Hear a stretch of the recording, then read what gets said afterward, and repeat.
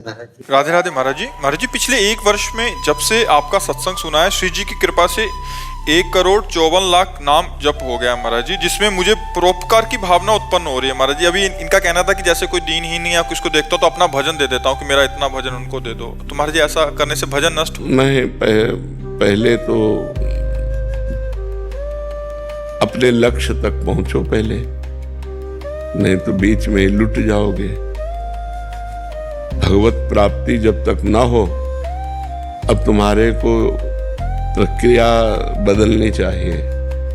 जो भजन करो वो भगवान को समर्पित करो, जो भजन करो वो भगवान को समर्पित करो। जिसको दीन दुखी देखो तो तन से धन से सुख पहुंचाने की चेष्टा करो और मन से भावना करो, भगवान आप तो परम उदार हो, आप इसे ठीक कर दो।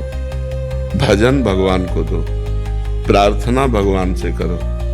शरीर से और धन से अगर सेवा बनती है तो वो सेवा कर दो, भजन भगवान को दो भगवत प्राप्ति के लिए। जब तक भगवत प्राप्ति ना हो जाए तब तक भजन खर्चा करने का बिल्कुल अधिकार नहीं रखना चाहिए। महाराज जी, उस समय मन बहुत द्रवित हो जाता है, तो तन से सेवा कर दो और मन से प्रार्थना कर दो। आपका भजन तो थोड़ा है ना, और भगवान अपार करुणा सिंधु है, तो हम प्रार्थना करते हैं कि भगवान इसके कर्म को आप नष्ट कर दो, इसको सुख प्रदान करो। हे भगवान, आप इसके दुख को दूर करो। ये तो हर भक्त विनय कर सकता है। तो विनय करना, शरीर से और धन से सेवा करना, भजन को भगवान के चरणों में समर्पित करना, वो सिर्फ भगवत प्राप्ति के लिए।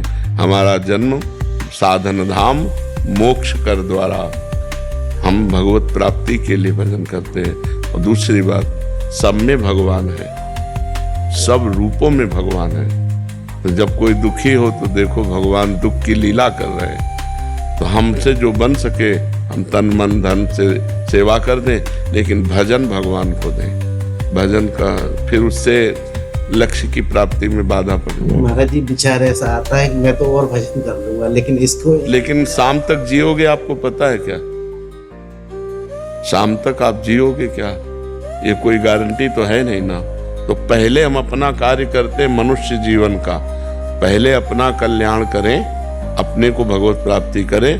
तो जब आप भगवत प्राप्त हो जाओगे तो वासुदेवा सर्वम, कोई जीव बचा ही नहीं, सब भगवान ही है।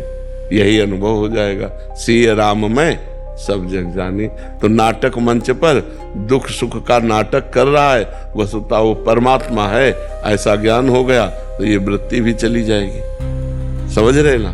असलियत में परमार्थ में पहले तुम चढ़ो, तुम अध्यात्म को प्राप्त हो।